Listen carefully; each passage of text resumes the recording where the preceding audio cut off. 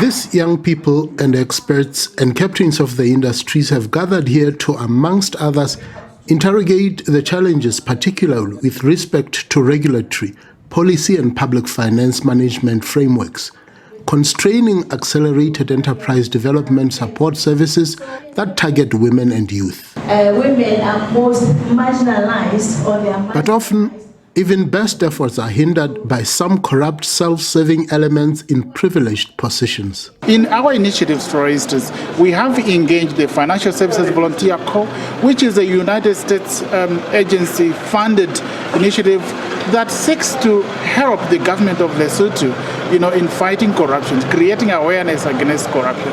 But even in our own initiatives too, we have specific initiatives that target at, looking at the norms and practices that disadvantage women. So we have a holistic approach that actually looks at this particular problem in a way that we just don't have to say it's corruption, but it's also about traditional practices, but it's also about knowledge. So we are, I think, doing what we can. And this is what this national dialogue is about, bringing both government and the beneficiaries of the services together to communicate about the challenges we're facing so that we have a shared understanding of the challenges and also come up with ideas together of how can we then solve these problems that impede implementations of great things like they were talking about, the National Youth Policy and the Youth Development Bill that's still in the draft form. How do we include these people in it?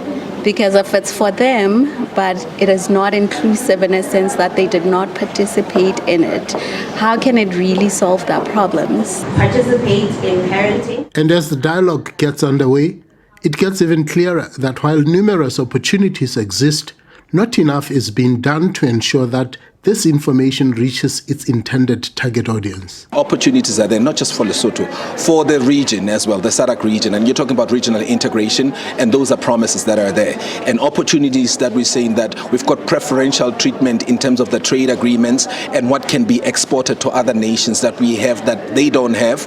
And we're saying that the opportunities are there, but they're just not properly articulated and translated to the nation, to an average population. You can move into South Africa as well. An average South African does not know what a trade agreement, European Partnership Agreement is, AGOA is, and what it stands for, and what opportunities there are in there for them to take advantage of. We need to challenge the social structures. We need to challenge the legal frameworks as well. These are the conversations that we are having in these workshops, and the lovely thing is that we are having them as all stakeholders.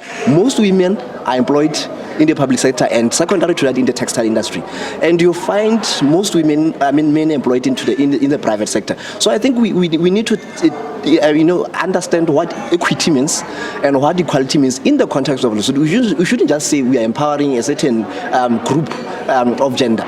This national dialogue intends to extend to other key stakeholders occupying positions of influence and strategic decision-making offices in both private and public positions. SABC News, Lesotho.